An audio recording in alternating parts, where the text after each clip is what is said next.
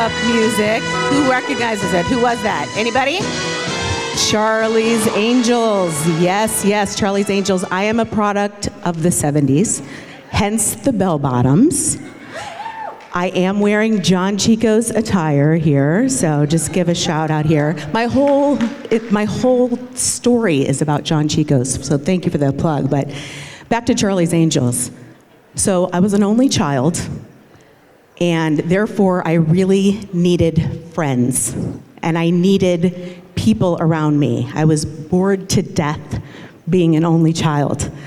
And so Charlie's Angels kind of is part of my childhood, and I acted out that show over and over by myself. I was Joe, Kelly, Sabrina, Bosley, and the bad guys. And I took it to the next level when I used my mom's alarm clock as the intercom to talk to Charlie. Give it up for some creativity there, right?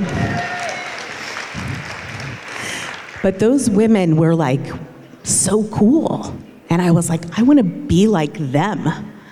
And so that was really kind of a inspiration of my childhood. And playing all those roles is really me. I like to wear a lot of hats. I do a couple of things. It's kind of embarrassing when I hear it listed out. It makes me cringe a little bit, like, how am I doing that? I'm doing it because I have really good people. They're in the back. Give them a round of applause. So, back to the name GoGo. So I avoided it my whole life because I was kind of embarrassed by it, and I was trying to be all professional, growing up in technology. I didn't want anybody to know that my name was GoGo. Nobody would take me seriously. But now I'm like, who cares? It's my name. Like, I live up to that name. So the reason why I have that name, my mom, Teresa Chico back there, she could never find me. I was always running around, getting myself lost, hiding under the racks of clothes at John Chico's. It was like the greatest place to be as a kid, but the worst place at the same time. And so I just had to keep myself busy. And my grandparents would give me these like tedious jobs to get me away from customers because I never shut up. I remember like these boxes of buttons, my nono, my grandfather, John Chico, he would buy these boxes of buttons and they'd be like, go sit in the corner and sort these by size, shape, color, and put them in these tiny boxes. That's why I'm very detail-oriented these days.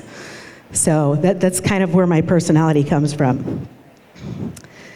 So the weird thing about growing up in a family business, and I loved hearing the Macaulay story, I mean, I can so relate. You don't even know that you're getting like an MBA in business, because you're just like forced to come to work. But I was like growing up, who remembers the Twin Towers? Yeah, so I grew up in the Twin Towers, and it was like my daycare. I would run around that building, and I was like 5, and all these business owners around John Chico's would be like, go, come watch my store so I can go run to the bathroom. And I was like 5, right? So people trusted me to run their businesses back then. I'm like, I don't know what's going on, but that's kind of how now I'm like, I'd probably be a decent business owner. I learned a lot growing up, right? So that's why I have like 5 businesses and work for Google full time. But there's another reason. My mom, and I know I'm going to embarrass the hell out of you tonight, so too bad. My mom taught me in her own way to be fiercely independent. Fiercely. To never depend on someone else, financially especially.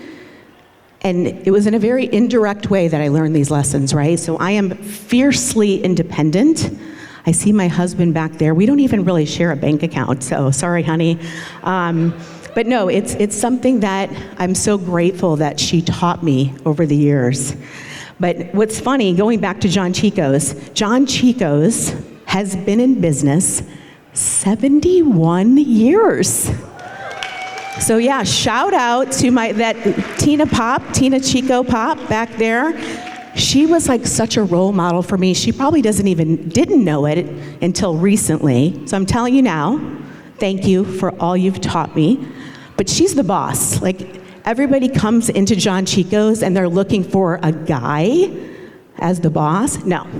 She's the boss of John Chico's. She's been the boss of John Chico's for 30 years. And I'm just so grateful for her as a role model.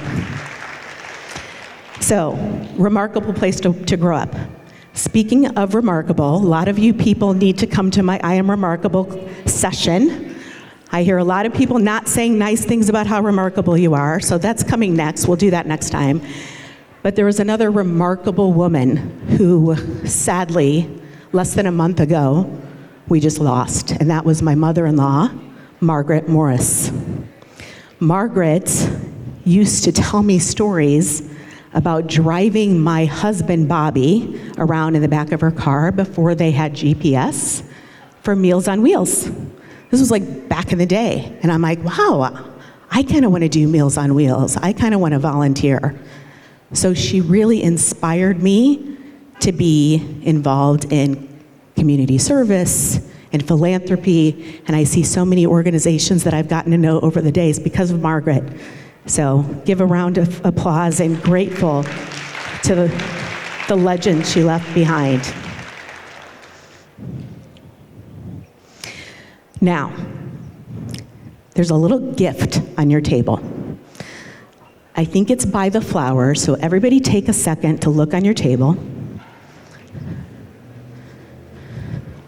And while you're doing that, you guys find a little special thing? It's a safety pin, and there's a bunch of scissors on the safety pin. So take those out. Everybody around the table, grab a safety pin. Okay? You guys seeing them? Everybody grab one and put a pair of scissors in your hands. While you're doing that, I'm going to tell you a little bit about why I'm wearing this ridiculous suit in a 90-degree day, and I'm having a terrible hair day because of this rain, but this is like I said, John Chico's menswear suit. This is how I remember my grandfather, always wearing a suit and a vest and a measuring tape and a needle and thread.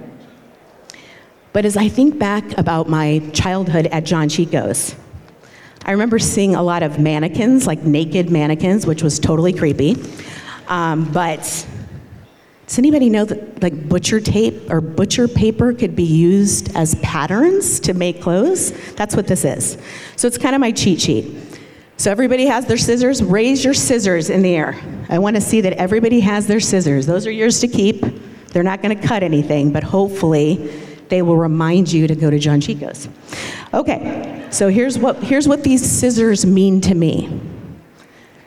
Number one, be creative, right? My grandfather would take a pair of scissors, and God knows how many different things he has created in his life. I mean, I went to John Chico's yesterday. He's been passed since 2018, and I grabbed this vest. There's like hundreds of pieces of clothes, so he was very creative, and those scissors represent creativity. Number two, be measured. Be intentional. Be deliberate about what you're doing. Like, work on stuff that you actually care about and say no to everything else. That's kind of what it means to me. Number three, now this one's a little controversial between me and my husband. Be sharp, meaning be on time, honey. Okay? And if you can't be on time, be early. It's just kind of something I live by.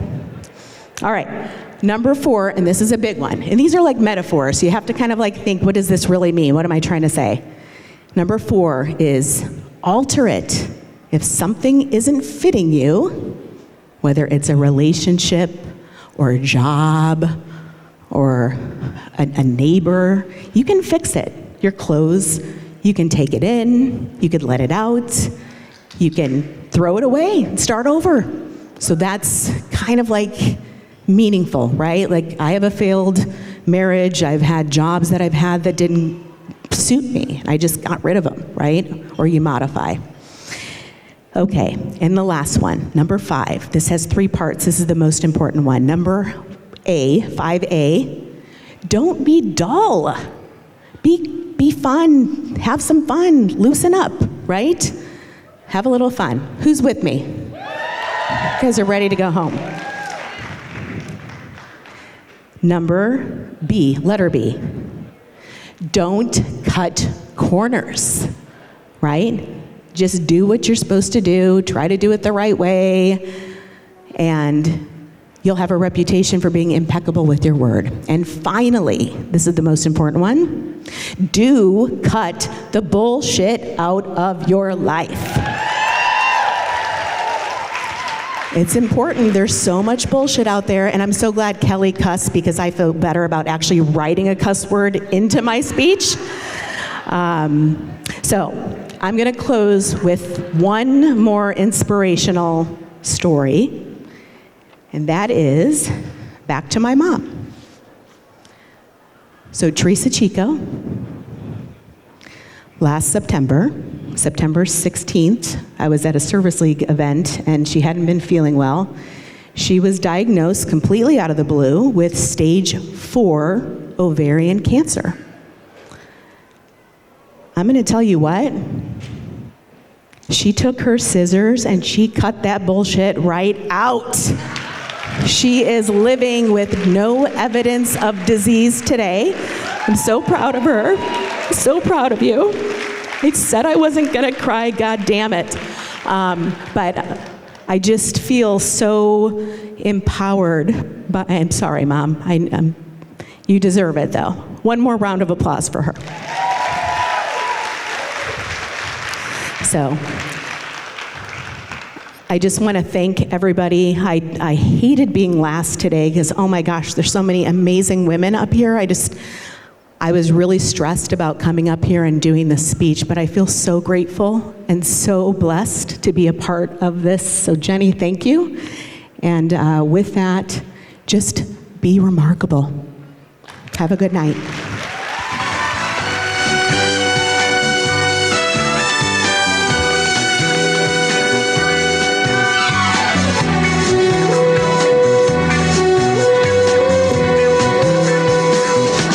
Give it up for Gloria.